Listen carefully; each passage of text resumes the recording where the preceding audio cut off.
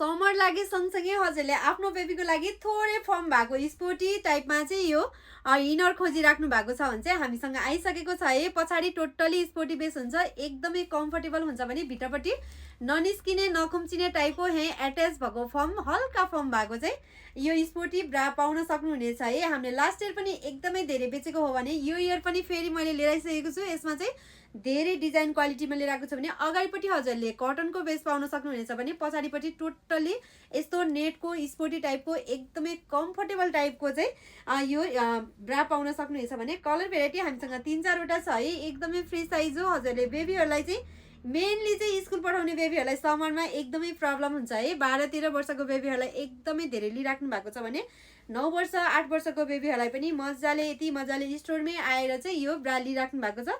एकदमै क्वालिटी बेसमा एकदमै राम्रो छ, ढुक्क भएर लिन सक्नुहुनेछ है। सो हजुरहरूलाई पनि यतिको ठिक्कको फर्म भएको है, यस्तो फक्क निस्केको टाइपको होइन कि यो चाहिँ यहाँ एट्याच भएको टाइपको छ नि, एट्याच भएको थोरै सिम्पली फर्म भएको। यति गर्दाखेरि हजुरको सर्टबाट बाहिर लगाउँदा पनि एकदमै कम्फर्टेबल फिल हुने टाइपको छ है। यति भनेपछि मामुहरूले मजाले बुझ्नुहुन्छ, किनकि 12-13-14 वर्षको मामुहरूलाई यो स्पोर्टी ब्रा एकदमै इम्पोर्टेन्ट छ क्या। किन मैले लास्ट इयर पनि बेचेको हो, जसले बुझ्नुहुन्छ उहाँले किनिदिनु नै भएको छ है। 4वटा 6वटासम्म किनिदिनुहुन्छ आफ्नो बेबीलाई, किनकि रेगुलर युज गर्ने हो नि त।